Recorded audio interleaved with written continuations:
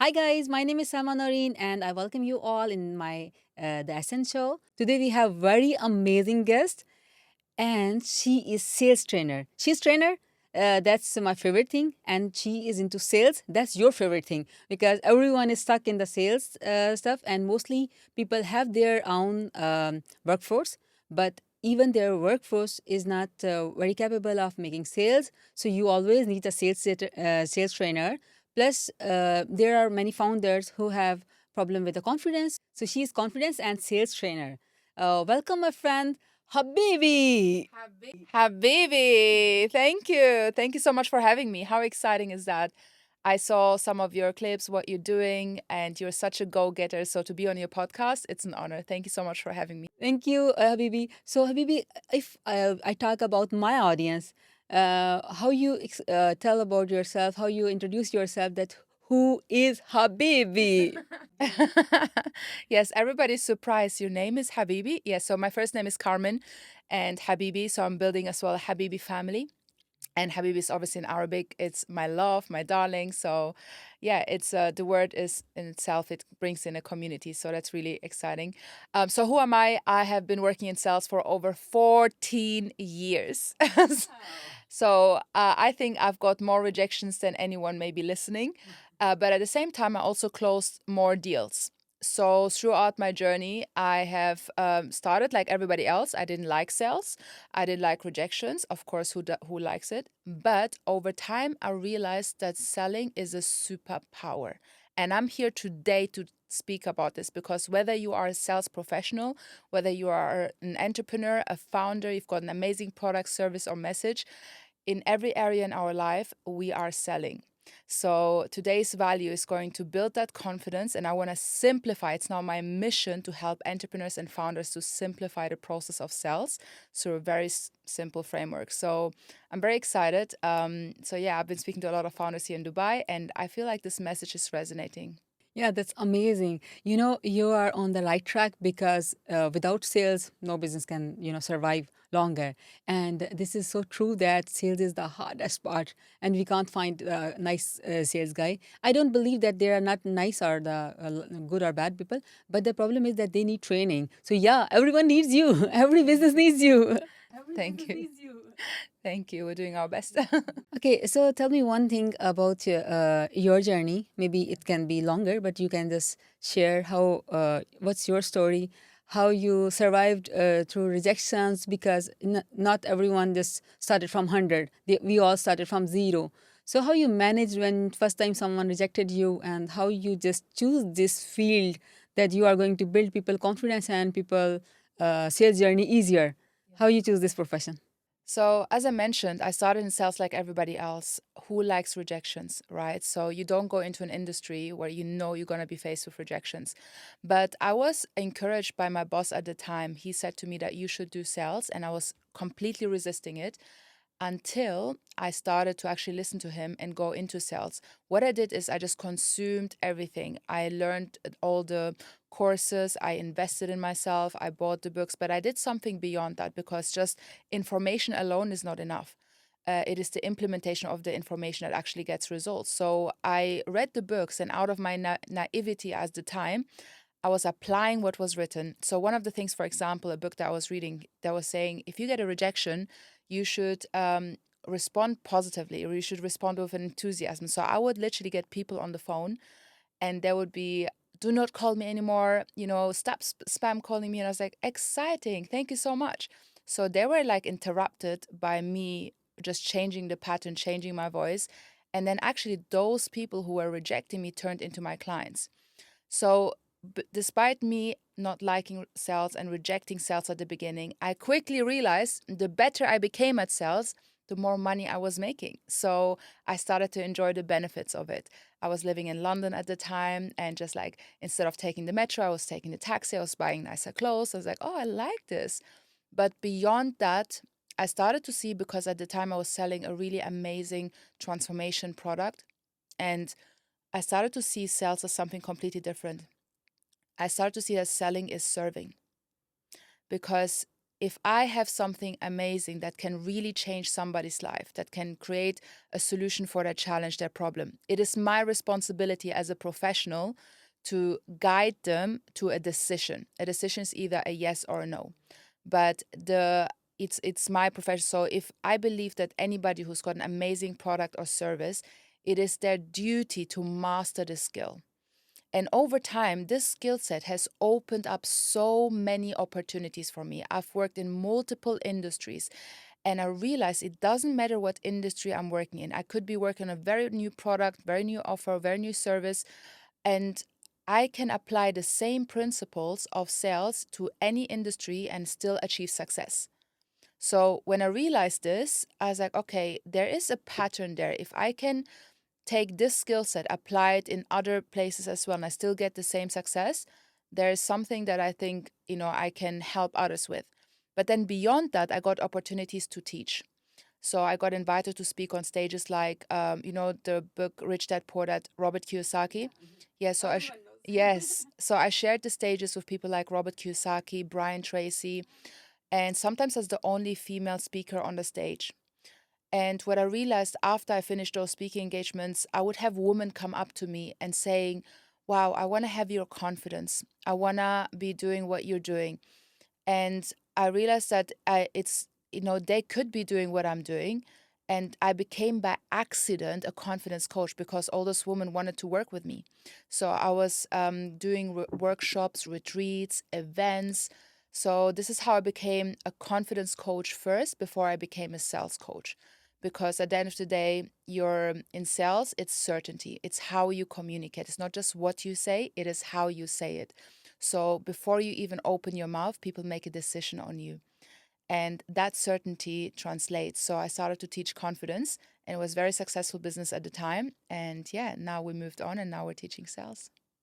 Amazing. And crack that code that first you should have empathy and knowledge of your product or service before you start selling something, because once you have the knowledge of your product or service, you gain the confidence. And when you have confidence without empathy, confidence is actually cheating, because you are selling something which you don't believe. So better first you should believe that yes, this is important for others, and then try to think like friends of them, and the sales will be really easy for you. But yeah, again, I have a question here, especially for the founders. I noticed this thing not only in the business or overall in our life. Usually it happens that we have something, but we can't sell it. We can't speak about it because we think that this will be show off. So same founders are the people who have something to sell, like service or product, or even about their business. They feel so shy or they can't speak about their own business.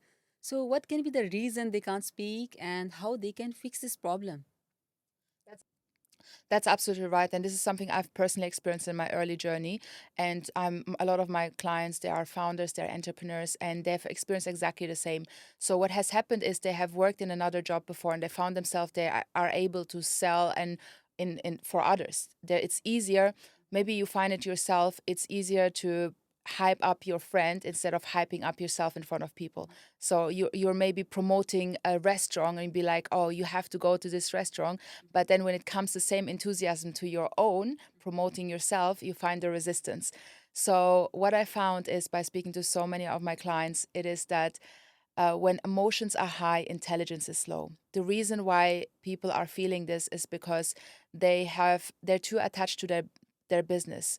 They're too attached to the product, to the what they're creating. And when they get the rejection, it's a perceived more emotion. They get more hit with the rejection. That it's a perceived rejection. It's not an actual rejection. It's a perceived rejection. So there's more responsibility on them, and this is what creates resistance towards even asking for the sale or even like going for the sale. So the good thing is this can be overcome because there's a art of detachment. I teach this in my Sales Made Simple masterclass. So there's the art of detachment. The person that is the most certain and the person that is the most detached will get the outcome, and there's a fine line. So a lot of times people are too attached. They're wanting it so much. Yes, it's like this desperate energy that doesn't work in sales. So when you have this detachment energy, when you're like so confident, okay, I'm here to help, I'm here to serve, and I'm here to give my best, whether they say yes or no, and you're willing to walk out, even if you don't have any other more clients. But in your mindset, you're like, there's an abundance. I mean, there's 8 billion people out there, and you only want a few of them. So there's a different mindset shift that is happening. And that's, I go this, I have this framework of the Savvy Closer method. I'm happy to share this here today, that can give a little bit more clarity on us, because you mentioned something amazing, Salma, at the beginning. You said if somebody is very clear on their product, on their service, what they're selling, they gain more confidence. Knowledge creates confidence. I would say yes, but also there's a lot of times people who are starting their own business, and there's a lot of uncertainty because they haven't got a proven concept of their business. So it's not something that they're fully sure of yet. Or there's people who are just starting a sales job, and it's a completely new product or service that they're selling, and there's uncertainty. So I have this saying is that you don't have to be confident to start, but you have to start to be confident, because the sales energy of a professional is momentum. So confidence actually comes by taking action. Yes, yes, exactly. And the clarity aspect, there are several elements in clarity that you need to have. You need to have clarity of your ideal client, who you're speaking to. A lot of times, the reason why people don't get sales is because they're just generally speaking to the wrong people. That's amazing. I strongly agree with you that you are right that sometimes we are talking to the wrong audience, and sometimes we are very clear about our audience, but our tone is not right. Like, for example, if you are talking to the older person, your tone is different, respectful, etc. When you are talking to a child, your tone is more soft and little childish, just to connect with him or engage the child or the older person. So same like about our audience. Sometimes we know our audience, but we are not using the exact tone of voice that they can't be connected or engaged with us. So 100% I agree with you that we should have this ability to talk in that tone. Yes. So I used to work for an energy firm, and at the time when I got into this company, I had no idea about the product. It was super technical, and my client base, they were male, and they did more research. They know everything about it. Obviously, if somebody's going to invest 10 to 15,000 pounds into something, they know more about it. They did their research. So what I didn't know is I understood human, I understood psychology, I understood influence, I understood emotions. So I didn't rely necessarily on my knowledge about the product, but I relied on my human connection. So if you are weak at the beginning in one area, which may be having awareness about the product, what you need to rely on more, which is the sales skill of how to communicate your offer, how to communicate the end outcome to the client. So there's clarity in your offer, yes. There's clarity in your ideal client avatar.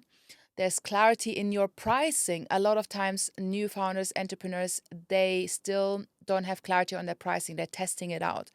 So, and this comes all by just taking action, by talking to more prospects, by putting yourself out there, because clarity comes by movement. The more conversations you have, the more feedback you're going to have. And yeah, that's. When the we as founders, or when we talk about the founders, that how they can be without salesy, be salesy, like without being so loud. I notice some people that when you see their content or when you meet them, they are so desperate. Like, if you will allow them, then they will just hold your hand, please buy, please buy, please buy. Like, they are not actually doing this, but their tone or their overall attitude is like so desperate that you get scared of them. And some people are really decent, but they are confused that do we need to be loud to make sale, or if we are just losing the game. So what do you suggest about overall this scenario?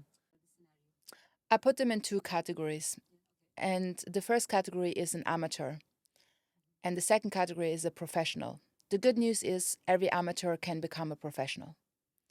So here's what an amateur would do. You'll see this at networking events. We're here in Dubai. There's so many networking opportunities. I mean, there's an abundance of connections that you make, but still, there's a lot of people struggling to turn those conversations into conversion and actually convert them into real clients. So, what an amateur would do, an amateur thinks just about themselves because an amateur is just like, okay, they may need the money. Yes, of course, they're in business. They may not have a lot of clients and they are desperate for that business. So they just go into this scenario, let's say in a networking event or any other opportunity of speaking to prospect, they would go into that scenario with what is in it for me. And that energy translates because people can read it straight. That looks like somebody just coming up to you in a networking event and without asking you any questions, just gives you their business card, just say, I'm doing this and the conversation is all, we are doing this, I'm doing this, I'm doing this. It's all about me, me, me, me. Now here's what a professional does. A professional actually is more interested than interesting. A professional creates curiosity. They will never pitch before they understanding who they're speaking to. A professional asks a lot of questions and creates interest in the person. And a professional, it is what is in it. They come with this attitude of what is in it for them. A professional comes in not to take, but a professional comes into what can I give? There's a massive difference because when you are coming from that place, you know whatever you're giving, it may not come from the same source, but it will always come back to you. And if you are generally, I believe, the best professionals and salespeople and entrepreneurs and founders, if you actually look at all the successful people, they're all there, they're all asking, how can I add value to you? How can I help you? How can I serve you? And I'm going to give you a definition of sales because how we define sales is how we act. So if somebody's acting this way, it's probably because their definition of sales, you have to be extroverted, you have to be loud, you have to be pushy, you have to be manipulative, they've got all these stories about what sales is, and then they behave like this subconsciously. They may not say it to themselves, but subconsciously they behave like this. Now, the real definition that I have developed this definition and I've shared it with so many of my clients that completely, just alone this definition has completely transformed their business. So I gave them a new perspective, and this is maybe a moment for you to write notes. So you may want to write down your new definition, which is what sales is. And sales is I help and guide people to make the best decision for them, not for me, but for them. The question is, what is a decision? A decision is either a yes or a no. Anything in the middle, like maybe I'm going to think about it, I need to speak to my partner, my dog ate my credit card. Trust me, I've heard it all. That's all we categorize as objections. But as a professional, our job is to guide the conversation. And the only way we can do this is by asking questions to get to know, are they even qualified for me to pitch the offer? Do they have the challenge, the problem that I am the solution for? And if a professional will never even pitch, like I don't pitch to everybody. If you pitch to everybody, you pitch to no one. But I would just ask the right questions to qualify who I'm speaking to. That's amazing. So, what do you think that what is the biggest mistake people make when they are talking to the clients? Because I noticed there are many people, many people. I noticed when I'm sitting here and I'm just seeing two people, having conversation. So I noticed that now this guy needs this thing from them, but he did this mistake, or if he would do differently, so maybe it will be like one thing is that they are so desperate, they show so desperation that other person gets scared of and then they just want to leave.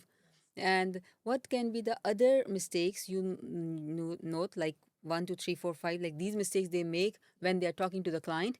If they behave differently, at least the client can feel little safe or secure to proceed the conversation. Yeah, absolutely. So what I found is the pattern is always the same. They're overshare, they're over explain, They speak in their language, assuming that everybody knows what they're talking about. So if they're an expert in something, they would speak with the same language. Little do they know that they need to educate their clients, their prospects. So it is over explaining, oversharing, overselling. So that's what the amateur does. The professional is never saying anything, it's saying the right thing at the right time. And even though you have all this knowledge about your product and service, but right now people are getting bombarded with information. There is an abundance of information. It's not about information anymore. It's about the right information at the right time and understanding as well human behavior. If they reading somebody's body language, sometimes you can actually see if you're speaking to somebody, they're already looking somewhere else, they're trying to find excuses to go away. So that should be a cue you're not on the right track. So it is showing more interest in the prospect, showing more interest in them before you even pitch. So stop oversharing, stop over explaining, stop straight away asking for the sale. It's like going on a date and straight away asking for the marriage without even asking for a date. That's exactly how it feels when we're speaking to prospects. You would just want to get the marriage straight away before you even ask for a date. And that doesn't work in relationships, and so it wouldn't work in business as well. It's relationship building. So yeah, stop oversharing, stop over explaining, and learn the art of sales. Yeah, once you learn it, that skill pays you over and over and over. There is a thing I notice that when people define or people, you know, give the definition of professionalism or professional, they think that that's something different than themselves. So how we can like guide founders that you can make sell or you can make money without even changing your personality, whole personality. You can be yourself, means they can be themselves and still they can make money. So what's your thoughts about So this? you mean Like for example, you notice like when you see people off record or behind the scene, they are different personality, and when you see them like somewhere on social media or like this, even you notice recently that on LinkedIn everyone is just, even the comments they are writing from the AI tools, they are not writing by themselves because they think that they are not capable of writing the comment even. Yeah. So how we can give them this confidence that you can be you and still you can make money? I feel what you're saying is, how can somebody sell authentically? Exactly. Yes. So selling authentically, this is exactly what I'm all about. My mission is to bring ethics back into sales to increase the quality. So authenticity, yes. I would challenge that, Salma, by saying, actually, it's good that you're not yourself when you're speaking, because if you actually think about it, if you're yourself, you may have the same habits like that you have at home as well. So at home you are more relaxed, you have lower energy, your guards are off. Maybe you're cursing, maybe you don't want to bring your full self, right? You want to be authentic, but we are different in different scenarios. I would say as a sales professional, adapting to the environment that you're in. Yes, there's an aspect of being authentic. That's not just an aspect, 100% being authentic, but there's still an aspect of having performance in sales. Why? Because selling takes energy. It is your energy, it is your certainty. By energy, I mean a lot of people may resonate with the word intuitive. We can feel people's energy, which means before somebody even opens their mouth, we kind of judge them. Even if we say we never judge people, we do. The first 7 seconds, and right now with the TikTok brain, people's attention span is much shorter. They judge you within a second. So, by us knowing this, we want to put our foot in the right place, which means, yes, it's going to demand an energy from you. Like me personally, I'm an introvert.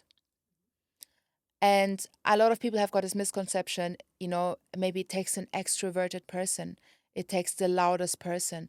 But actually, as an introvert, you have a great things because more, you're more emotionally attached. So you more emphasize, you have more empathy, you can tune in, so you listen to people more. And it may be that you need to recharge your batteries later on more after the conversations, yes. But in the conversation itself, there is a switch that you put on, and then you are bringing your energy, which is the energy that you need in sales is calm, grounded, clear, confident, and yeah, just calm, grounded, clear, confident. That's the energy that you, and detached, that's the one that I was looking for. An energy that, yes, you're here, you're confident that you're gonna get the sale, but at the same time, you're detached from the outcome. Even if you don't get it, you will be fine. That's the energy that translates, that's the unspoken one. And that energy you can learn. You don't have to possess it naturally. I didn't possess it naturally. This is something that you can actually learn. That's amazing. Well, in this case, I have about the authenticity and originality. There are two things. Uh, we can be authentic without being original. Original is something like if you are having some bad relationship problem or family problem or other drama in personal life, you don't need to share those stuff or bring those stuff in your business. But still, you can be authentic self. Like original self is like what you have 24/7. Authentic self is that not being fake. Like I would just say that don't be fake. And that was no, but like for example, if I want to sell you something and I will not buy myself, so I'm being fake. Authentic self is that if I believe on this product and I'm selling, and that's a different thing because I'm being authentic. And now being original is the different thing, I feel. That's my definition. Maybe I'm wrong or maybe you don't agree with me. But I feel that original self is like, okay, you can be lazy, you can be low energy, you can be like this, that's okay. That's not your sales day. You can rest that day. But the other day you can be, but whenever you are making sales, at least be authentic. Uh, Tell people that exactly means don't think about your profits, but tell them that what is actually for them because they are going to spend money. Before we got into that, actually, what you mentioned is very big because, yes, you know what I've noticed? How you buy something is how you sell. So I'm very easy to be sold to, by the way. And you will find all like most of the sales professionals, they're very easy to be sold to. We appreciate the craft. If someone sells me good, I'm buying. But if you listen to your own conversation, audit your own conversation, if somebody makes you an offer, the words that you say, like, I can't afford it, or like all those, or hesitating or delaying the sale, you will find later that your clients will give you the same pain. So that's actually really interesting that you mentioned that. Wow. Okay. Yeah. Okay, I have another question from you, and only you can answer this. And I know that everyone needs answer of this question, and even the freelancers, even the founders, even the sales guys, even the marketing guys, even anyone can actually relate it. The people who are just student for now and they are not yet into profession, but yeah, they need to ask something. And asking is not only money; it can be permission, it can be anything. Yeah. So the question is that sometimes we badly need something, but we feel slow, like we can't ask exactly that we need this. Maybe you notice in the freelancers, especially and the founders also, or maybe in the coaches as well, and the single service providers guys as well. Okay, that they know that this is their cost, this is their profit, this much they must need to survive in the business, but still they can't ask. So, how to ask a price or how to sell without feeling like shame or something because we feel that what other person will think. So, how you can give them this confidence that no, this is your business, business is business. Like, favor can be in the personal even not in personal. Usually whenever we are giving something, like even the child need permission to go to trip, so yeah, this is something they want to ask. Yeah. And the freelancers need to ask the payment from their client. So yeah, this is client, this is not something like personal relationship, this is client. They know they have to pay, so it's okay, you need to ask the money. And if you are selling some shirt, for example, so yeah, you are selling something, they are going to buy something, so they have to pay this money. So how to be like, it's two questions in one question. One question is that how to ask a price or how to sell without feeling shame or guilt in you. The second thing is that you know that this is worth of this. Okay, and but some clients, they always want discount or something, blah blah blah blah. But maybe you already did your maths and you already giving some price which is your maximum, means you can agree on. So how to just deal with such clients that no, we don't have any offers. I can't, means without being rude. Yeah, I will address both of those questions. The first one is how now why do people don't even ask? The reason why, because a lot of times that comes back to the amateur. They're oversharing. They're thinking they're adding so much value. They're thinking they're being nice. They're thinking they're sharing everything that the prospect wants to know. And then by them doing so, they don't ask because they assume the prospect will get back to them without checking in with them, without following up. They're just like, oh, I gave them everything they need. They should get back to me. If they don't get back to me, I'm just going to wait. But then the longer they wait, the longer this energy fades away. So what happens? This is actually going to rock your world. This is really powerful. Most people, Salma, think that a sale happens at the end. What is if I told you that a sale happens at the beginning? Your first 5 minutes counts. So how you qualify people is how you close people. And the longer you take time to get to know your ideal client, the better qualifying questions that you ask them to identify early on before any objection comes on. The reason why objections come at the end is probably because you haven't addressed those objections at the beginning.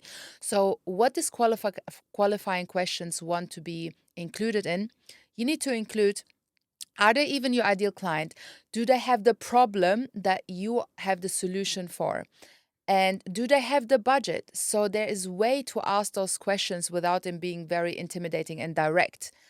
And that positions you already for success because at the end, you already know, okay, I've ticked the box, they have my budget.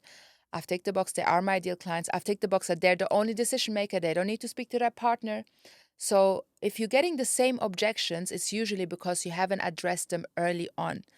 So the way I teach it, you actually shouldn't get objections at the end because if you do your job really well at the beginning, the close will be very easy at the end.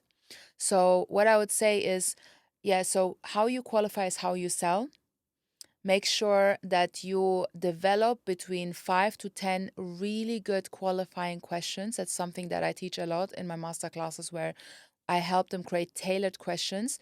And then when those questions are also designed for them to speak, not for you to speak, for it shows that you really understand them.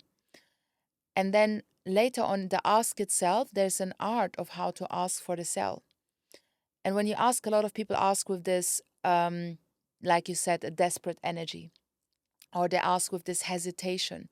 Again, your energy introduces you before you do. Before you even open your mouth, people already can sense. If you have a slight resistance, a slight uncertainty, it's not what you say, it's your energy that people later on will say, no, I'm not going to buy from you because you had that hesitation. So the most certain person will close the deal. So when you can ask this question with confidence and then be quiet after without over explaining, and let them speak, actually anticipate an objection to come. Because when you learn the art of sales, you learn how to handle objections.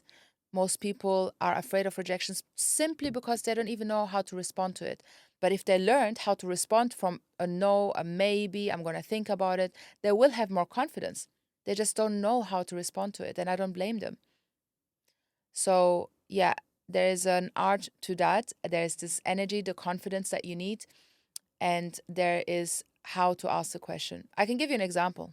Do you want an example? So you want to keep the client engaged all throughout. So an example, a question could be before just sharing the price straight away. Okay, this is our price. First of all, I would never use the word price. I would say something like, it doesn't have to be like that, but it can be investment, because when you say investment, they know that it's like there's a return on investment for them. So it's something different framing. But I would ask something, hey, look, before I'm gonna share the investment with you, before we're gonna see how we're gonna continue working together, before we're gonna set your starting day, do you have any more questions? So this way, you listen to them because the objections wouldn't come later. Again, you handle the objections early on. And then after you said that, is that okay, and you move on. You say, okay, so you repeat again what they're getting, very bullet point, quick summary. So from everything that we discussed, you seem like the right fit. You seem like this is something that you really want to do. Let me reaffirm, is that something that you want to do? Let them say, confirm to you they want to be your client. And then you say, okay, from everything that you shared, it seems like there's something that you want to do. Now, the only thing that is missing is the investment. So I'm going to share everything with you and then we're going to take it to the next step. So you're just going to quickly repeat what the offer is. What you will be getting of us working together is this, this, this, this, this. And the total investment is this. Now, here's what a lot of people do wrong. They, as soon as they say the amount, they continue to blab. They continue to talk. And little do they know, what they're doing is they are justifying their price. They're minimizing themselves. They're trying to convince. But if you're confident, you share your price and you're quiet. If you go to any store, they share their price, you go to the till and you pay. You don't negotiate, you don't justify the price. So the same thing happens as well. Because what I see, what people do is quickly they want to say, but we have an installment plan, we have discounts. No, you don't need any of that.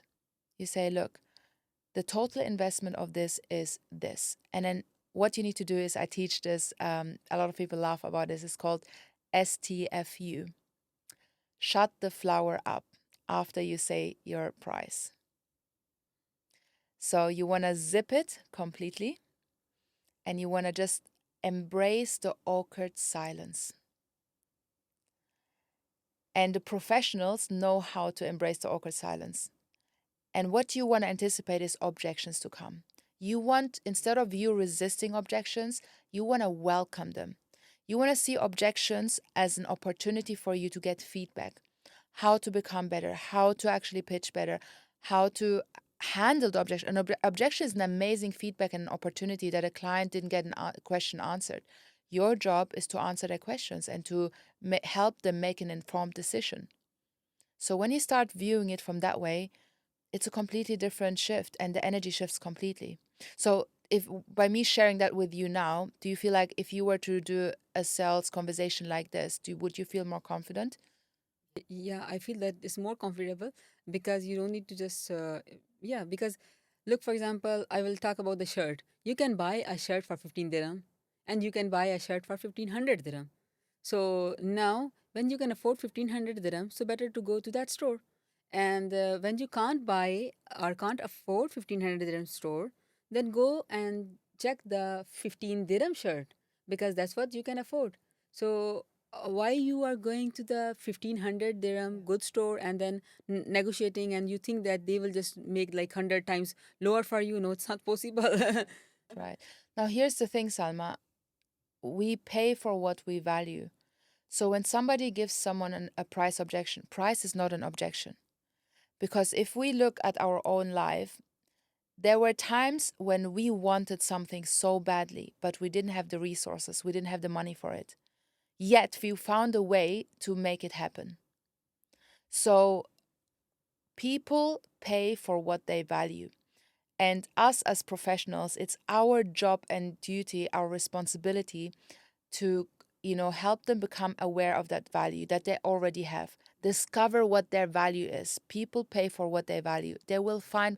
I had a coaching call with a client yesterday, and he was like, I don't have money at all. I'm like, my business is down. I was like, sure, no worries at all. So we did the call. After the call, he paid full price. Wow. That is somebody that from the beginning told me, I would love to work with you, but I don't have money. But when he saw the value of my coaching, when he saw the value of what he's actually getting from this, that like half a sale would pay everything for him already, it's he made it happen somehow, whatever he needed to do, without me convincing, nothing. It came from himself. Oh, that's amazing. I love this energy and I love this conversation at all, a lot. I hope my audience is also enjoying the conversation. And if you guys have any questions while we are talking, because today it's my day and I will be asking my questions, I'm trying to just relate the questions with your mind as well. But still, if you have questions which we will not cover, first I will try to cover all the questions. But still, you can comment below and we will just try to have another conversation maybe for you only if you want, inshallah. Okay, I have a question here now, another one that, maybe you noticed this that in the past, like not now, maybe 14 years ago, you noticed this thing that when people are so desperate about the job, when they are so desperate about the client, and especially in Dubai, we notice that we all have our second language we are speaking. Like your language is Arabic, yeah, first language. English is your second language. Mine is also it's the second language, yeah. So maybe sometimes people start this language thing in their brain that they start, writing something and then no remembering that thing, memorizing that thing, that okay, we are going to say this means a script style. For me, I feel that script style, you can't be more convincing or more um, like connected when you have some script and talking like robot, not from heart. But what's your thought that should people prepare some script before selling something, or they can just say from their heart that whatever they think or whatever, so their energy goes to listening, then the remembering that okay, they need to throw again next. Yes. So in general, having a guide is good. Having structure is good. I give you an example. So I want you to imagine there is a cup, okay? The cup is the context. So you want to have a container, and then we have water. We pour that water inside that container. That container is the content. Now, without the container, what happens? The container is the conversation with your prospect, right? Without the container, everything will spill. So what you want to have, the container for you is a guide, is a script, is maybe just a structure. And the conversation itself, you want to keep that conversation authentic.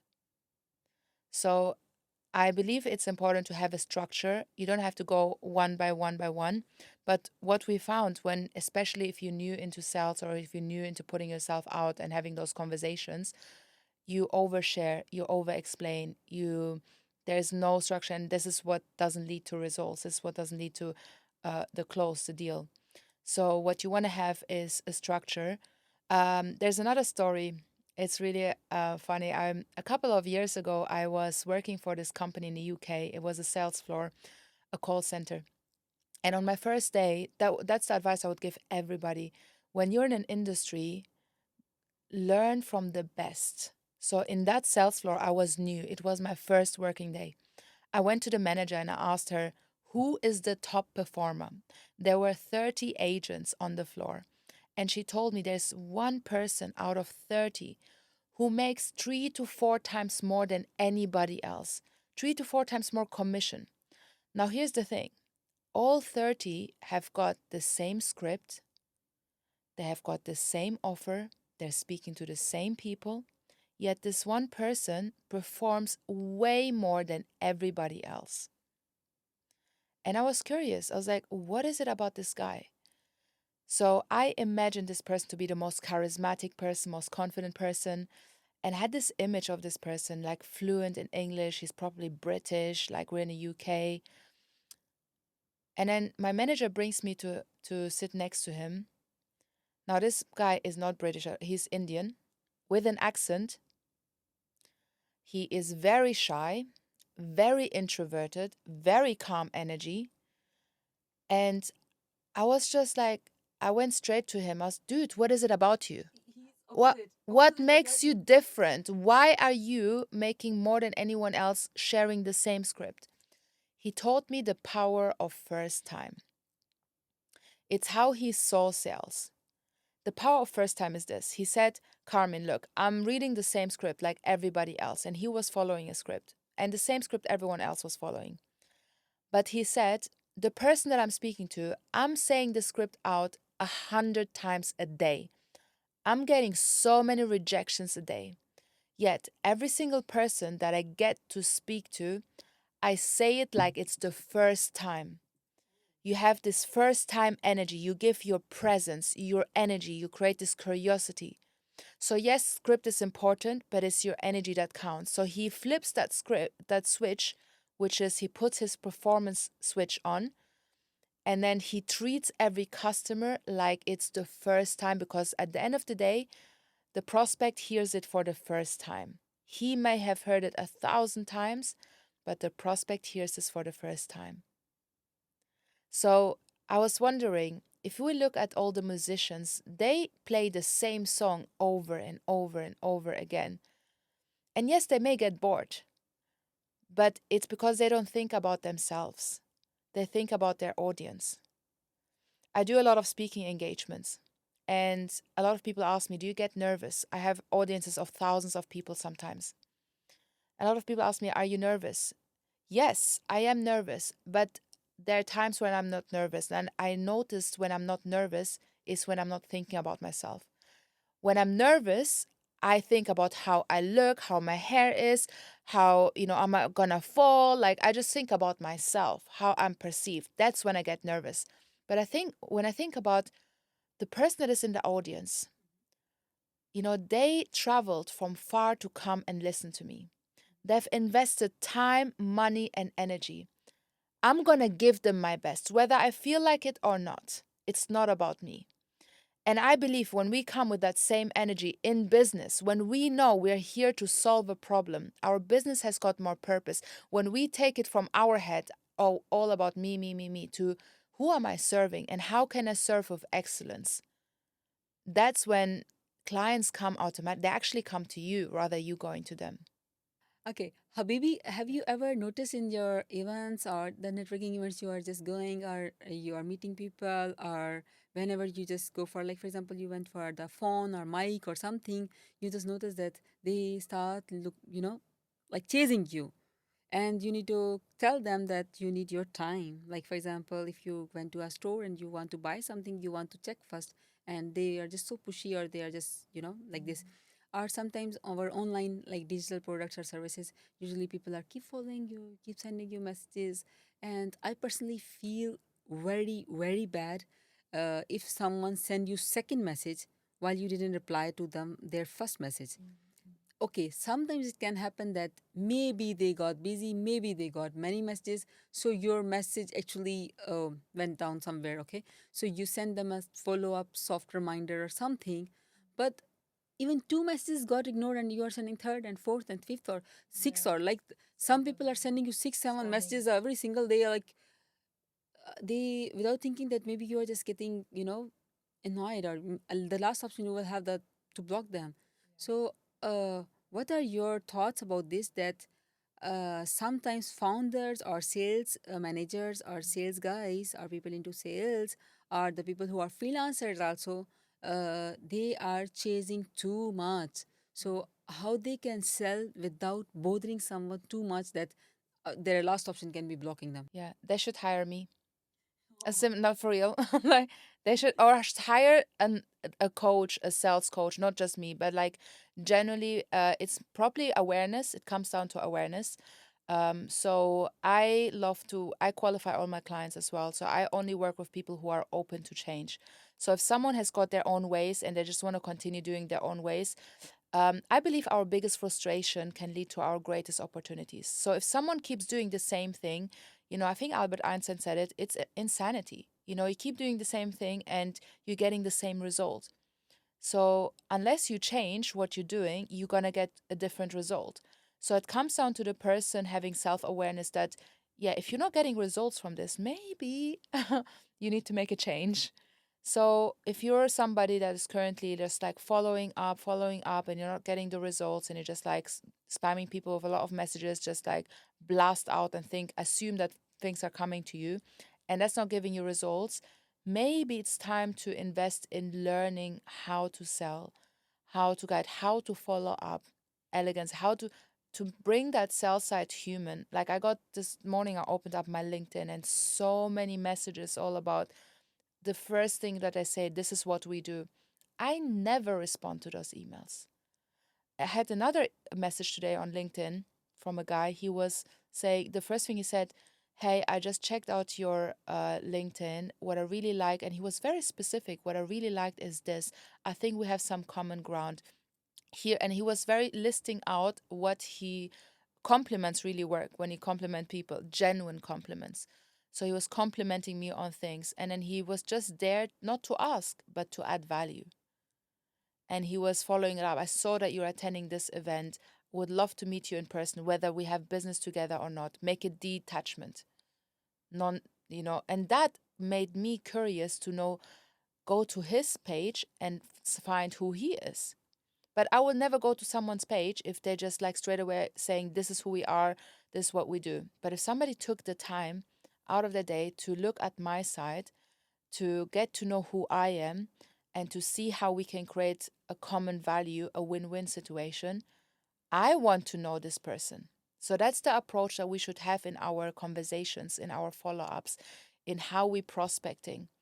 It's again not what is in it for me, what is in it for them. And if you can communicate that, if you can add value to someone, people are more likely to respond. That's amazing. Yeah, but if we can have a simple way answer, because I noticed that mostly freelancers are like this, our founders are like this, and we all were actually somehow we all were on the same stage where we start begging someone, like almost begging. We will not use this word because this is so different or so hard word, but yeah, sometimes it happens.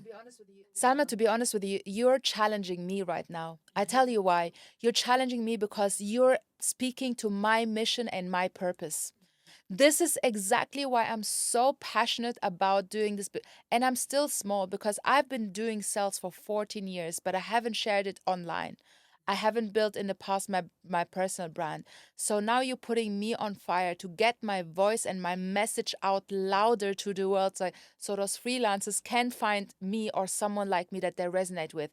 Maybe some of those people, they may not resonate with me directly, but my hope is that you get to learn the skill set for yourself, that you're opening yourself up, because that's going to create better quality businesses. That's going to create better quality leaders.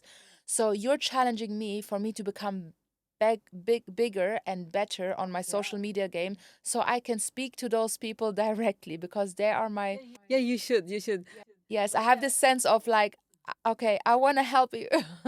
And that's my mission. Yeah, I want to make sales simple for exactly those people. I have another point to talk to you. Like, for example, I am a person who believes more into inbound, and I was never into sales at all. I can tell you that I was never ever in outbound or outreach or like this. Means I'm the person like people should come to me. I should never go to them like this.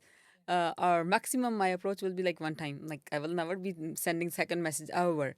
But yeah, I know that there is a proper way to the sales stuff as well. And because you are the queen of this sales field, so I will be asking this question from you that is there any way possible that sales guys can make their client to come to them instead of they are outreaching them, they are going doing cold calling, because even UE cold calling is not allowed. Yeah. So without bothering people, without bothering clients, how to bring them to you. Like you see the big stores like Zara. Zara will never be coming to your home that try this, try that, blah, blah, blah. It's you who are going to their store and then trying them or just buying them directly and without negotiation. So, how sales people, especially the small or startup owners or the small people into sales positions, how they can make sales this way? Yeah, absolutely. So as I mentioned earlier, the way I teach sales is to position yourself, not you selling to them, but putting yourself in a way that you get them to sell themselves to you. There's an art to do it. The only way that you can do it is when you're very clear of your ideal client, you're very clear of your offer, you're very clear of your pricing, and you're clear of their pain. So the person that can communicate the pain of the clients or the fears of the clients or the emotions more than they can say it out verbally out themselves, if you can say, if you can take your ideal client thinking what they're thinking but never say out loud, and you repeat it back to them through the power of social media, through, one-to-one conversations, through networking. If you understand their pain and you're able to communicate that, they'll be like, wow, this is me. And that's how you build trust.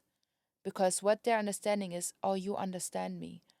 You got what I need. Like I get to hear all the time now, I want to work with you. Why? Because I'm able to repeat to them what I know they're feeling, and I know I have the solution for it, and I'm confident in that because I've already got clients to amazing results, and I know I can help them too. That's where my confidence comes from. So the same thing is, if you are aware you have an amazing product, you've got an amazing service, and you understand your clients better than they understand themselves, and you're able to verbalize it, communicate it to them, that's an art. If you can master that, you get them to come to you, because that's when you don't sell. That's when they say, I need this. How can I work with you? That's amazing. Wow. Initial stages it's happened, but in even the later stages also, whenever you're expecting to bake or something and you got rejection or things don't go the way you wanted, okay?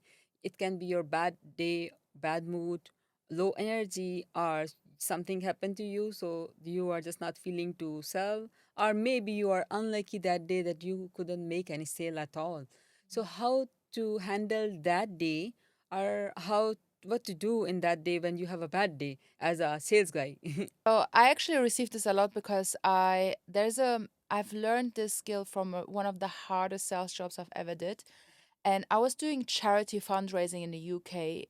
I was in this supermarket stores outside, and I was this person that everybody would run away from because I would ask them for a pound for charity, and people like in the supermarket, they would just like reject you without even coming to speak to them. They will like literally run away from you. So I experienced a lot of people starting this job and literally on the first day, like having mental breakdowns and crying because you receive hundreds of rejections a day. But I became the top performer in this company. And the reason why is because I detached from it. Every morning I had a ritual. I can speak from my own experience, but when I taught this my clients as well and the people that I was training at the time to duplicate my success, it was exactly the same. It is how it's framing your mindset. So before I enter any conversation, any day, I know today is going to be challenging because it is a challenging job, getting a lot of rejections. I just switch my mindset and I meditate, I pray. I'm a person of faith. So I would encourage everybody to find that calmness before you get into the chaos. So, and I would set an intention. I say those words and they have helped me so much. So I want to pass them on. I would say something like, my job is to do my best. All my job is just to do my best. Even if I get nothing, my job is to do my best. And I let God do the rest. So I do my best and I let God do the rest. This has set up every day for me to incredible success, to be unbothered about people's reaction. Because at the end of the day, I gave my all. And it helps me to detach from the outcome. It helps me to detach because, I mean, what am I doing? I am approaching people and I'm bringing them my positive energy. If they want to give me their negative energy, then I'm not strong enough to, I have to be strong enough to be able to put like a wall of protection. And I believe that comes from God, where I'm protecting myself. I don't let them influence me. That's what a great leader does. A great leader doesn't let others influence them, but I believe I can influence others. My positivity and my energy is stronger. My confidence is stronger. And I affirm this to myself every day. So you don't have to feel confident to be confident. But if you're constantly repeating something to yourself, you start to believe it. And I was repeating that to myself every day. I do my best, I let God do the rest. They can't influence me, I can influence them. If they want to pass on their negative energy to me, then all I can do is just smile. And I respond to rejection actually very different.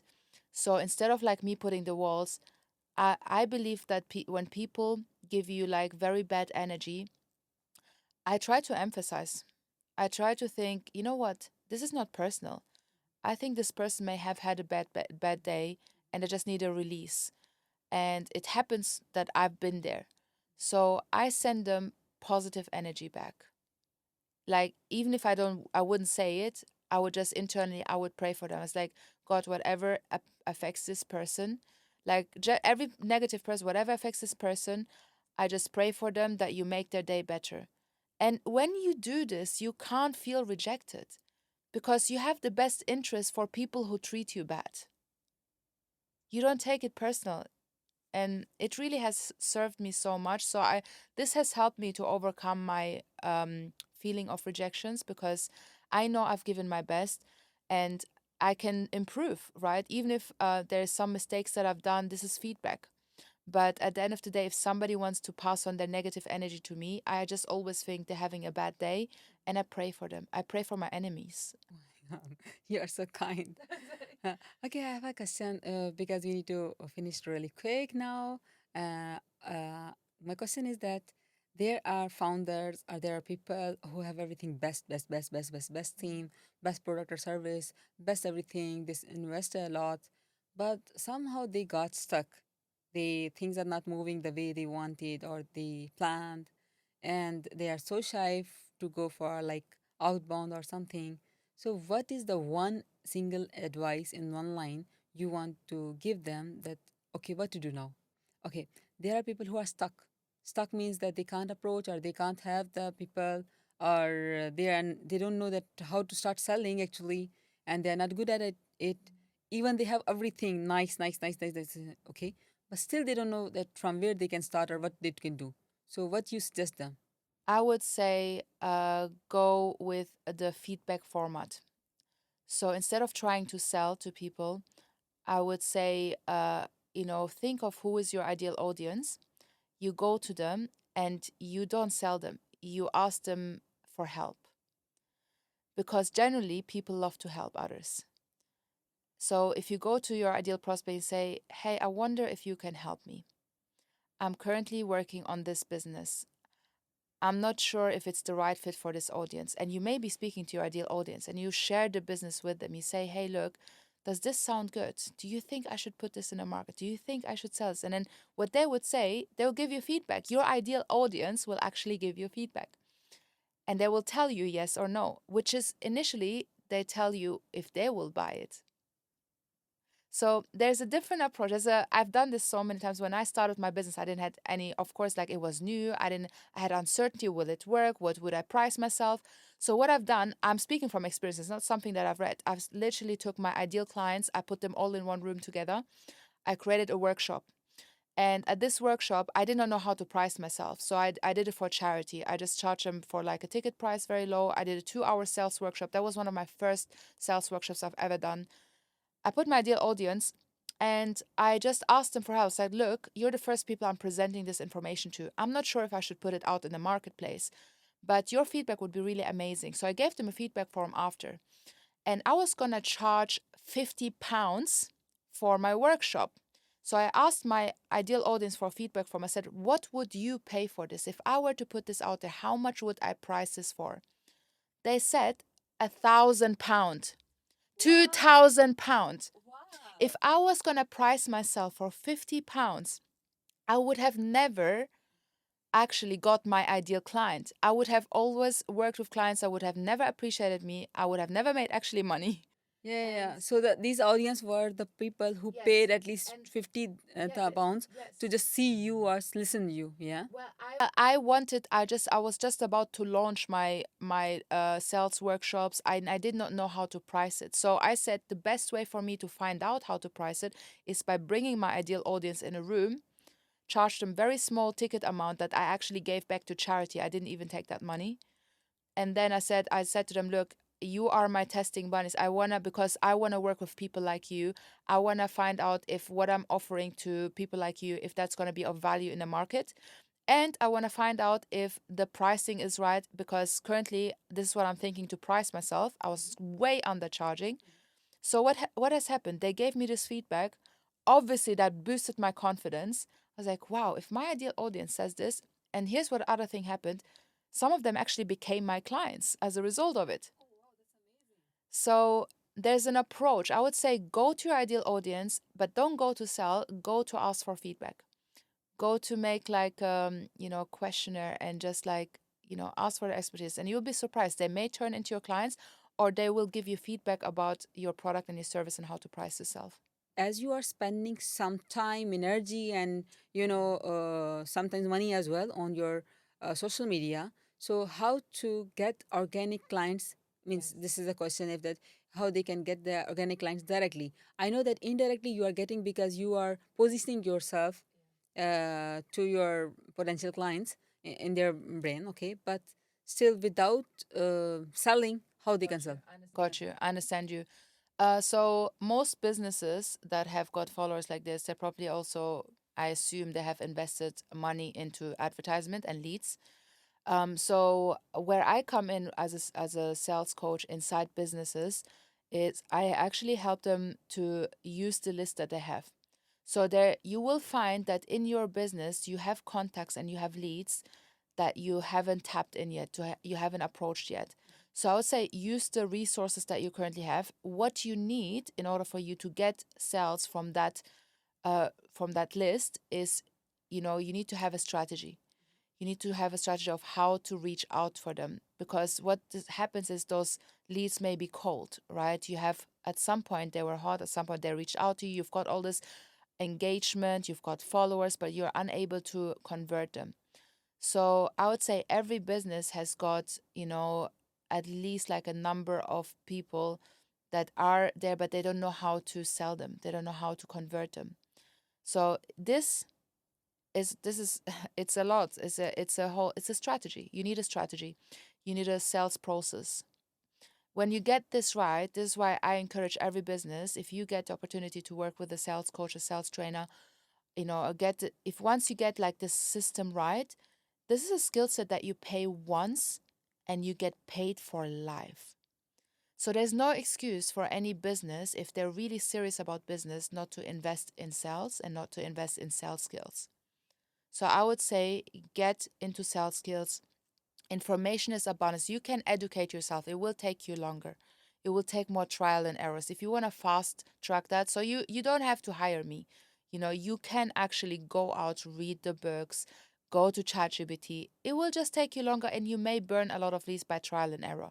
But the purpose of you getting a coach is to fast track that, because a coach comes with experience. They will tell you straight away what works and what doesn't, so you don't have to waste time. And you understand the value that when you invest in mastering sales, not just learning sales, you're mastering a skill set that is like a cash machine. It just pays you over and over and over again. So you need a strategy, you need a sales process. So, Avivi, tell me that because like every profession needs some kinda like get up. Like if you see the bankers, they are suited booted because that's their job. Even they have zero money or zero dirham in their pocket, but you will always see them like that way. Okay, and same we see the teacher like this. Okay, so these sales guys.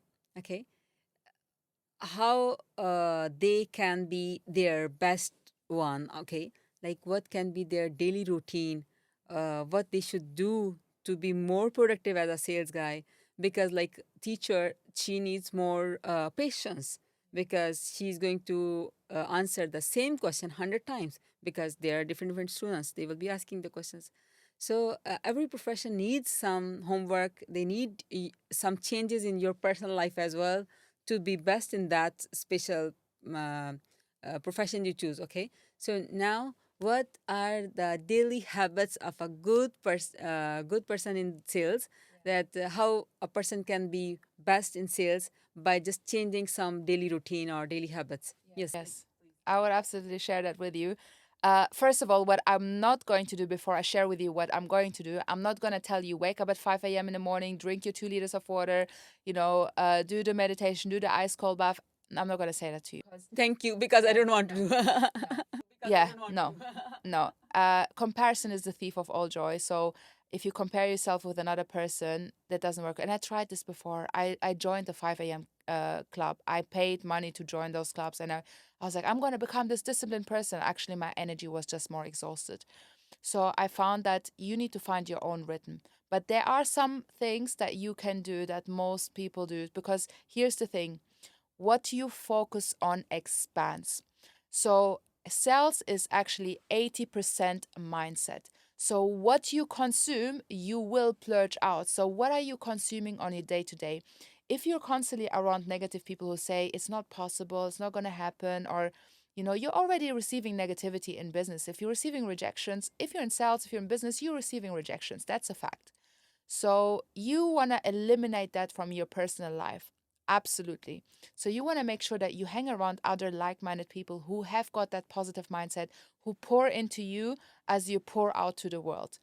And that is what you focus on expands. If you focus on a positive mindset, if you focus on having positive people around you, if you focus on, I'm a very faith driven person, focus on your faith, focus on building the relationship with God, getting that spiritual strength. If you focus on your activity, your energy level, a lot of people increase their energy when I do when I do workouts, when I do sports. So do everything that gives you energy, so when you are handling business and when you are talking to clients, you're able to give that energy back. But if you're consuming just like bad news, you're consuming bad friends, you're consuming bad food, you're inactive, you've got bad relationships, that's gonna splurge into business as well. So I would say what you focus on expands. I'm not gonna give you a routine. Wake whatever time suits you. Start the day the best way you can start, but be mindful of how you spend your morning and how you finish your night and what you're watching and listening to. Thank you so much, because this is what I actually agree, and I wanted to listen from someone to just be confident that what I'm doing.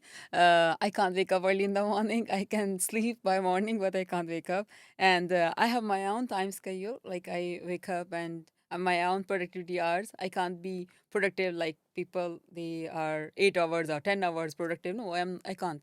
I can be productive in my own timing, and that's why I always stop. Means I just don't talk about my routine with people, because they're gonna judge me that, oh, she doesn't have discipline, she is not maybe like this. It's okay, I have my own routine and I'm just winning in my life, so why to follow others? But the things you are telling me, I strongly believe on that. I don't believe that what we are eating, that's all.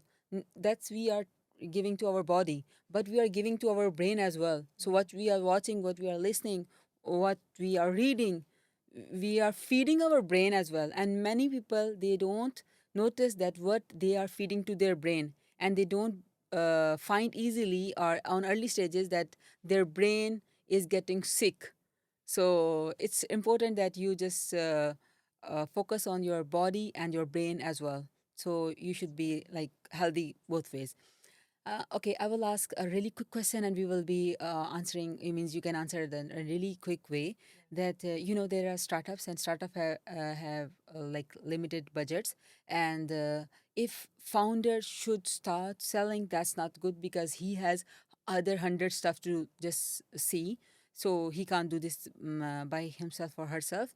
And if they hire people, they don't have that energy. Like for example, I just noticed that these call center guys, they need to make 400 calls every day, blah blah blah. Okay, now we have AI which can make maybe 1,000 or many calls per day. But again, question is there that because when you write a message, you get a good response as a founder. But when you give this task to 100 guys or 10 guys or 5 guys, they never get response, even they are writing 400 messages. So what is the one thing they are missing, and one thing you can teach the team? So, people follow what you do, not what you say. So if the leader already is like, I'm not doing sales, I don't like sales, I'm just giving it to you, that's probably why they're like, okay, if our leader does this, why should we do this? We're just gonna follow. Now, I want to change the perspective of the founder that yes, they're not doing sales in that context, but they're still doing sales. Why? Because they're selling a new team on the vision of what they want to create and what they need. So they're not necessarily selling directly to consumers, but they are selling to their new team. So what they're selling is generally its vision. So that's why I need the founder to accept themselves that they are still selling, but they may delegate their sales to someone else. That's the difference. So, how the leader communicates that to their team is how they're going to sell. If the leader can share the vision very clearly, if the leader can get them excited what they're doing, if the leader can share it with passion, because how the leader is going to share about this project and this business is how they're going to sell it. So that he's not selling it to everybody, he's selling it to his team. And how he sells it to his team, that's how his team is going to sell it to others. Habibi, really don't want to end this episode because I'm enjoying a lot. I really wish that we could talk 8 to 10 hours, but that's not humanly possible, I know. And our time is almost up, and I'm feeling sad. I can have the second episode if our audience will be really willing, and I'm sure that you will be excited to have another episode if required or if we need it. But before we leave, can you give a really quick advice to everyone, especially the startup owners who are, handling a lot of other stuff and they are still worried about the sales and how they will start from there. So can you just give a quick advice to everyone? Go for progress over perfection. Every frustration leads to your greatest opportunities. Start embracing rejections, frustration as an opportunity and feedback for growth, because you chose business and business is going to be a constant growth journey and it's not going to feel comfortable. So it's coming time to accept it and allowing it to see it from a different perspective. You do not have to be confident to start, but you have to start to be confident. So whatever you're doing, you're going to suck at the beginning. You're going to feel horrible at the beginning. One of my favorite quotes is from Robin Sharma. It says that all change is hard at first, it's messy in the middle, and it's gorgeous at the end. Recognize which season you're in right now. Are you in the beginning hard? Are you in the messy? Or are you in the beautiful? The good thing is, after you finish season, you're going to start right at the beginning again. So come to acceptance. And last but not least, is do your best and let God do the rest. Thank you so much, Habibi. I actually love it, and I love that your last advice, and it's amazing. You are amazing person as well. Not only the best sales coach I met so far, she's the best one, a sales coach, and I will be sharing her social media in our description. So anyone who wants to follow, and I will just tell you guys, you must follow her because you are going to learn a lot for free as well, other than hiring her. I wouldn't say that. I don't. When people invest, they're invested. They may not pay money for some things, but they're invested energetically. So I never do free. Thank you so much, everyone, for watching us, and I hope you enjoyed. You can leave the comments so we can answer you in the comments if there is something we missed. And also, you will be following her on social media. So if there is something you want to learn directly from her, maybe you can DM her and she will be answering you. Thank you so much, Habibi. Bye, guys. Thank you, Habibi. Bye.